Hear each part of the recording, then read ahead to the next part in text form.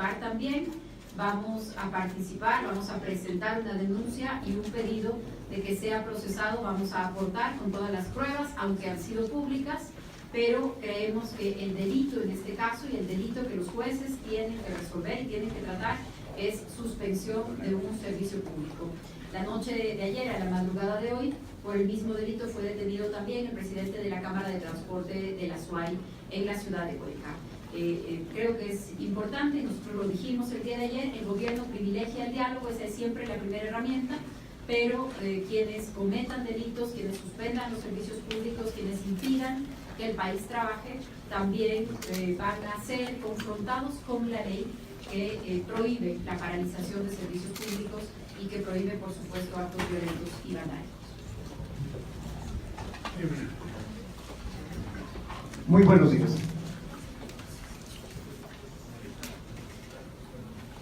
Con el estado de excepción se está logrando el propósito fundamental, el cual es restablecer el orden y la paz social. Y digo esto porque, de acuerdo a cómo se ha venido desarrollando con el apoyo y el trabajo que han realizado Fuerzas Armadas, Policía Nacional, todos los delegados y representantes de los ministerios, de un trabajo coordinado y conjunto, se ha logrado que vaya bajando la intensidad de la agresión y de la violencia. En número significa, teníamos registrados 200 eventos hasta el día de ayer en el inicio de las actividades de protesta y de manifestaciones. A la noche se intensificaron a 291 actividades delictivas y de protesta y de alteración del orden. Para el día de hoy no pasan de 100. Esto en datos significa que, en primer lugar, la ciudadanía se ha dado cuenta que no puede ser manipulada por agitadores sociales. Otra de las razones para lograr este mejoramiento del orden público se relaciona con la actividad de Fuerzas Armadas y de Policía para dar protección a la población, asegurar los centros de abastecimiento, puntos estratégicos. Y me refiero a términos concretos, como por ejemplo, que en la noche se logró completar los reabastecimientos de combustible y de víveres, de tal manera que en todas las ciudades del país no se puede incrementar la desarticulación social, que es lo que se pretende. En la mañana de hoy hemos revisado a nivel nacional las diferentes actividades que se cumplen y son mínimos las alteraciones que se están realizando. Ponemos especial atención en las vías. No hay ninguna vía bloqueada en este momento. Todas las vías están expeditas. El aeropuerto 100% en funcionamiento. Y tenemos un patrullaje permanente en la ruta viva, en las rutas principales de la ciudad, en las de acceso a las ciudades. Me refiero a Quito y a Guayaquil, esencialmente. Las otras ciudades, aparente calma y con actividades normales de desarrollo, de transportación, actividades sociales, comerciales, que están volviendo a la normalidad. Estos aspectos se consideran fundamentales dentro del estado de excepción. Y también no hay posibilidad de que se altere el orden público porque lo que es el aspecto de transporte, inclusive el militar, está colaborando en el transporte público. El día de hoy en Quito tendremos vehículos militares que estén atendiendo la transportación en vista de que hay tranquilidad. Podemos decir que al finalizar el día de hoy estará completamente superada la actividad, en primer lugar, de manifestaciones, de amotinamientos innecesarios, y ya no habrá destrucción, por lo que estamos dando protección a las instalaciones, a la infraestructura y a la propiedad privada. Cuando existan necesidades de mayor acompañamiento, escolta, las realizan Fuerzas Armadas. Tenemos en todo el país organizados 293 equipos para trabajar y 90 equipos de fuerza de reacción inmediata para apoyar a esos equipos. El trabajo coordinado de policía, Fuerzas Armadas, se mantendrá hasta que termine el estado de excepción y la normalidad vuelva a la estabilidad, a la calma en la ciudadanía. Muy amable, señor ministro. Vamos ya a la ronda de preguntas, por favor. Vamos a comenzar con Jackie Rodas. Ministra. Solamente porque tengo el dato actualizado de personas detenidas. En un momento lo compartiré con un cuadro que está dividido por zonas en el país. El dato actualizado a hoy a las 9 de la mañana. En el país tenemos 350 personas que han sido detenidas durante las jornadas de protesta.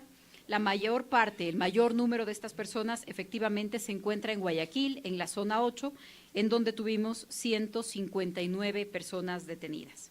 El segundo lugar con más personas detenidas está en Quito, tenemos 118 personas detenidas. De nuevo, no solamente estas personas están relacionadas con algunas manifestaciones violentas, sino sobre todo con los incidentes violentos graves que tuvimos el día de ayer en la zona del Quicentro Sur. Los participantes en estas actividades violentas y de vandalismo quemaron una UPC. Tenemos una docena de patrulleros destruidos y 118 detenidos en la ciudad de Quito. Lo que le sigue en orden de número de detenidos es en la zona 1, que se trata de las provincias de la frontera norte, Esmeraldas, Sucumbíos, Carchi, Imbabura. Tenemos 24 detenidos. Ustedes también podrán haber visto las imágenes. Estos detenidos son los que atacaron y destruyeron el edificio de la gobernación de Imbabura. Este es el cuadro inicial de personas detenidas y en un momento lo compartiré a través de redes sociales clasificado por zonas y por tipo de delito para que todos estemos al tanto de cómo evoluciona este tema. Realmente, y de nuevo, rechazamos las actitudes violentas. El escenario ideal sería que no se den estos actos de enfrentamiento, peor todavía los actos vandálicos, pero cuando se dan vamos a actuar y vamos a actuar en aplicación de la ley y en este caso del estado de excepción. Muchas gracias, señora ministra. Ahora sí vamos con las preguntas. Jackie Rodas se hace la primera interrogante, por favor. Al ministro Jarrín, usted nos da un panorama que daría cuenta de que al final del día quizá ya se puedan ir resolviendo las cosas. Nos ha dicho, por ejemplo, que el aeropuerto está trabajando con normalidad, pero conocemos que los sectores productivos se están viendo muy afectados porque, por ejemplo, cargamentos de muchos productos por los cierres de vías no están logrando llegar al aeropuerto. Una información que en este momento nos envía el ECU habla de varias vías cerradas, varios cierres viales, las vías Quito-Guayabamba, Manta-Puerto Viejo, Montecristi, Coca-Loreto, Quito-Tambillo, por decirle algunas. Quisiera saber si es que van a trabajar hoy en la apertura de estas vías, son varias, o si es que podemos prever que estos cierres viales van a seguir afectando a la ciudadanía y a los sectores productivos. Lo que le puedo asegurar es que mantendremos la seguridad y trataremos de que ninguna vía esté bloqueada. Sí hay problemas, indiscutiblemente, por eso he dicho, han rebajado los eventos a no más de 100.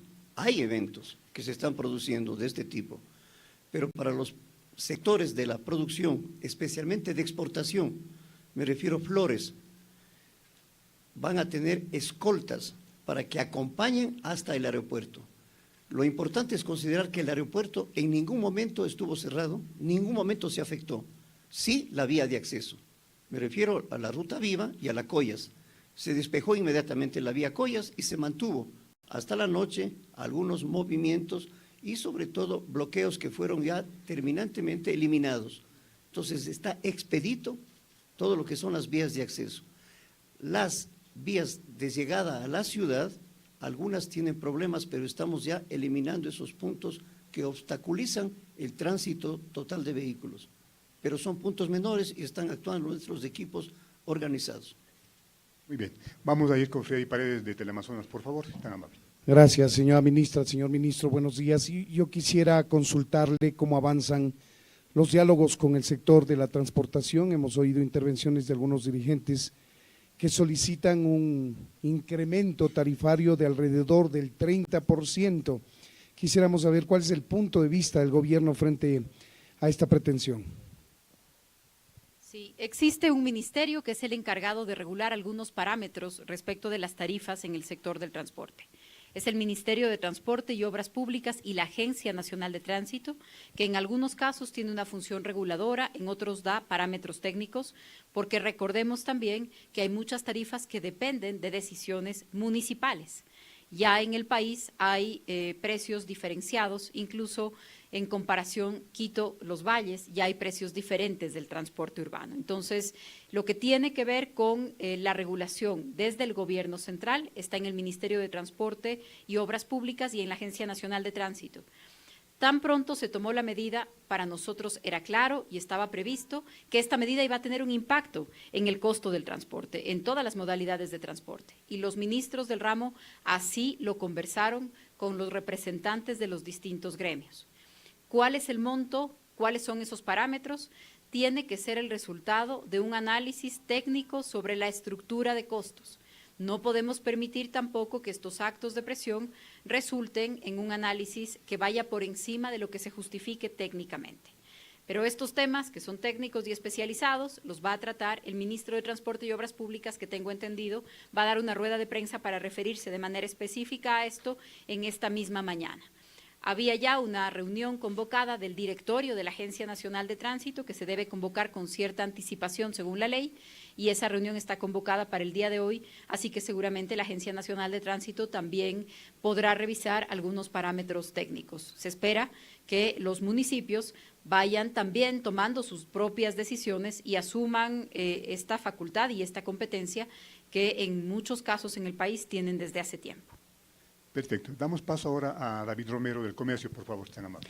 Ministro, buenos días. En la misma temática que acaba de hablar usted, ministra María Paula, ante ya el anuncio o la intención de que esto ya pase al tema de una discusión sobre el aumento de tarifas de transporte, esto podría aumentar más, digamos, la conmoción, digamos, o por ponerlo de alguna forma, la conmoción social que se empezó con los disturbios en la mañana, tarde y noche de ayer. ¿Cómo piensan manejarlo esto? Y para el ministro Osvaldo Jarrín, ¿cómo está distribuido el personal militar en el país a propósito del estado de excepción? Atiendo su primera pregunta. El gobierno tiene la intención de mecanismos de protección para quienes más lo necesitan. Entonces, estos mecanismos de protección, por ejemplo, están en los $15 de incremento para los diferentes bonos de desarrollo que se dan en el país a 1.300.000 familias. Parte de lo que tiene relación con el posible impacto de la subida de estos precios es precisamente el poder hacerlo o el poder compensar esta medida con el incremento del bono de desarrollo humano que fue anunciada al mismo tiempo que se anunció la decisión del gobierno. Entonces, tenemos conciencia de que hay sectores que van a sufrir en mayor magnitud un impacto y por eso es obligación del gobierno brindar esa protección. Y esa es la intención, que los subsidios o el dinero que se destina a los subsidios vaya precisamente a atender a los sectores más pobres de la población, 1.300.000 familias que son beneficiarios de los distintos bonos de protección de desarrollo por parte del gobierno y que ese dinero de los subsidios no vaya a subsidiar el automóvil de muchos de nosotros que no deberíamos estar recibiendo un subsidio. Esa es la discusión al final del día. Pero, por supuesto, también se está revisando para algunos otros sectores las medidas de compensación. Para el agro, aranceles cero en los insumos agrícolas y también una tarifa especial en el sector eléctrico para aquellos que utilizan combustibles fósiles para, por ejemplo, mover bombas de agua. Entonces, con todos los sectores, los ministros respectivos están conversando sobre los efectos de esta medida. Pero usted decía hace un momento, ¿qué pasa cuando esto se convierte en una discusión sobre las otras consecuencias de la medida? Nosotros estamos también deseosos de que esto se convierta en una discusión sobre la no subida de impuestos. El gobierno decidió no subir ningún impuesto, no ha propuesto el incremento de ningún impuesto, ha propuesto la creación de un impuesto para aquellas empresas que facturan más de $10 millones al año. Eso va a representar para el país más o menos $350 millones de ingreso que van a estar destinados para salud y para educación. El gobierno está proponiendo un proyecto de ley para incrementar el empleo, para activar la economía, para eliminar el anticipo del impuesto a la renta, para reducir el impuesto de salida de divisas para los bienes de capital y las materias primas. No es solamente una decisión sobre subsidios. El gobierno le está proponiendo al país una serie de medidas de reactivación económica y de generación de empleo. Ojalá podamos tener estos debates así, de manera integral, sobre un conjunto de medidas que esperamos se implementen lo más pronto. Muchas de esas están en el proyecto de ley que será enviado a la Asamblea el día de hoy, por cierto. Señor ministro. Para la organización, que es la pregunta a la que se hace referencia, debemos partir de la organización permanente que tienen las Fuerzas Armadas, y son los comandos de operaciones que se fundamentan en base de una división.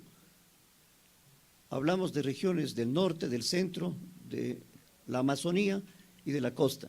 Estos comandos de operaciones, cuando se presentan este tipo de situaciones en las que se tienen que emplear por disposición constitucional y respaldado con un estado de excepción, se realiza una planificación con 4 componentes. Los mismos comandos de operaciones se reorganizan en equipos, uno que sea de control, puntos estratégicos, puntos de distribución que son vitales, otros equipos que son de patrullaje móvil, otros que son de extracción, me refiero cuando hay bloqueos de vías, es un equipo de extracción, y otro definitivamente en cada uno de los equipos con refuerzo y con condiciones de reacción inmediata, les llamamos equipos de reserva para actuar en forma definitiva cuando sobrepase las condiciones normales de trabajo de los otros 3 equipos.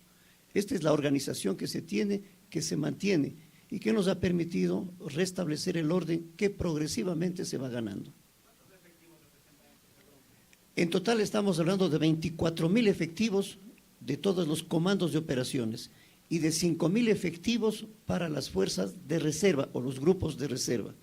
Pero hay que tomar en consideración que suspendimos las clases de todos los institutos de Fuerzas Armadas para reforzar las unidades y poderse emplear en el control, que es lo que estamos haciendo. Muy bien. Esta rueda de prensa la estamos llevando a través de redes sociales de la Presidencia de la República y también por Radio Nacional del Ecuador.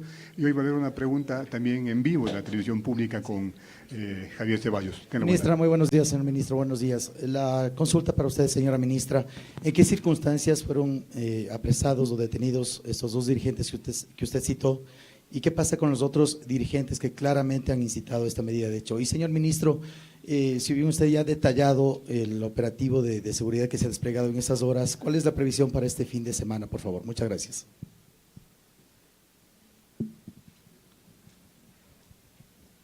¿En qué circunstancias fueron detenidos los 2 dirigentes en la provincia de La Suay en ejecución de órdenes de captura y de allanamiento, en el marco de una solicitud de estas órdenes en una investigación penal abierta por el delito de suspensión de servicio público?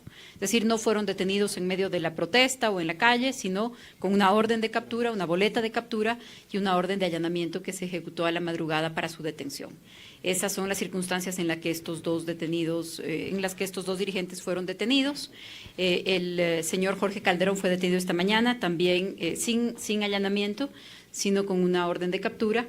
Y por ahora no quisiera comentar la situación de los otros involucrados, pero se diferenciará cada caso, ¿no? Se diferenciará cada caso y el papel que cada dirigente está jugando. Hay quienes han decidido ya declinar la medida de hecho y yo quisiera recordar que también los municipios son reguladores de varias modalidades de transporte y en distintas normas municipales hay un límite que si durante 24 horas no se presta el servicio de transporte, los municipios tienen la facultad para retirarles sus permisos de funcionamiento a las diferentes unidades que no cumplan con su trabajo. Entonces, hay distintos tipos de sanciones y hay distintas autoridades para este tema. No olvidemos la responsabilidad que también tiene de regulación en esta materia el municipio o los municipios. Con relación a la planificación, que es la inquietud, para el estado de excepción se realiza una planificación por parte del Comando Conjunto en base de los comandos de operaciones que ya he explicado. Y estos planes se van aplicando en función de las circunstancias y de los eventos que se vayan produciendo. A esto les llamamos planes de contingencia. Dentro de la planificación principal hay planes de contingencia. Y el tercer nivel es la conducción estratégica. Esto significa que hay una necesidad de establecer nexo entre las decisiones políticas ministeriales con las estratégicas operacionales del Comando Conjunto y de la Policía Nacional. la máxima decisión de nivel político, como es evidente, es del presidente de la República.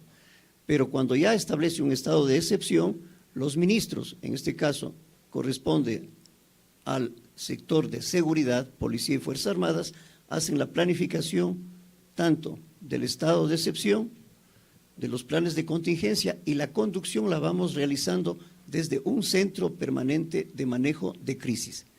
Este centro está en este momento funcionando y está organizado en el 911 de Ichimbía. Ahí estamos el Ministerio de Defensa, el viceministro de Gobierno y los representantes de cada uno de los ministerios y de las instituciones que se necesitan consultar, tomar información, hacer un monitoreo a través del 911 y de las informaciones que se tiene de territorio. Es decir, las diferentes autoridades de los GAS, de los municipios, pasan información, se obtiene información de territorio a los delegados institucionales y a nivel ministerial se toman las decisiones luego de discutir, analizar entre los ministros, que son prácticamente las decisiones de conducción operativa. Perfecto. Damos paso ahora a Carolina Castillo, de Diario El Telégrafo. Por favor, Carolina. Buenos días, señores ministros. Conocemos ya el tema de la eliminación de los subsidios a los combustibles, pero solamente podría recordarnos qué otros bonos tiene el gremio, el sector de los transportistas, por favor. Y aparte de eso, señora ministra, si nos puede confirmar nuevamente el tema de del envío de las reformas laborales, por favor. Sí. Sobre cualquier otro punto que se relacione a la regulación del transporte, va a hablar el ministro Gabriel Martínez, que es el ministro del ramo. Sobre el proyecto de reforma de reactivación económica y del empleo, no son solamente reformas laborales, hay temas de simplificación tributaria, hay este nuevo tributo para quienes facturan más de 10 millones, hay algunos beneficios también tributarios, como la eliminación de la obligación de convertirse en agentes de retención, se elimina esta obligación para 95,000 empresas en el país, hay reformas laborales, hay reformas que tienen que ver con la independencia del Banco Central. Este grupo de reformas será enviado el día de hoy a la Asamblea Nacional. El día de hoy va a ser enviado. Perfecto. Vamos a cerrar este diálogo con la pregunta de Tatiana Sonnenhorst de la Televisión Legislativa. Por favor, Tatiana. Buenos días. Mi pregunta va hacia la ministra. Justamente en el mismo tema, se conocen ya las medidas económicas y laborales, pero ¿a qué hora y en qué momento van a llegar a la Asamblea Nacional para su debido tratamiento? El día de hoy, y cuando lleguen lo anunciaremos. Señor ministro, dice que está pendiente una respuesta a la chica del telégrafo.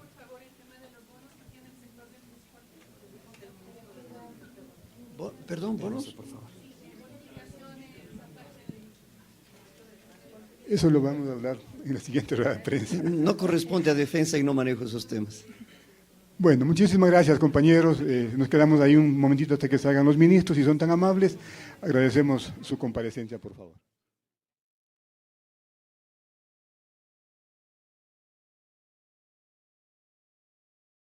Si quieres estar al tanto con lo último en las noticias, búscanos en Facebook como Al Día. Danos un me gusta, síguenos y elige la opción Ver Primero para que puedas estar informado con lo mejor en las noticias. También puedes seguirnos en Instagram, Twitter, YouTube. Y no te olvides que también contamos con nuestra propia página web como aldia.com.es, porque recuerda, con Al Día tienes la noticia a un clic.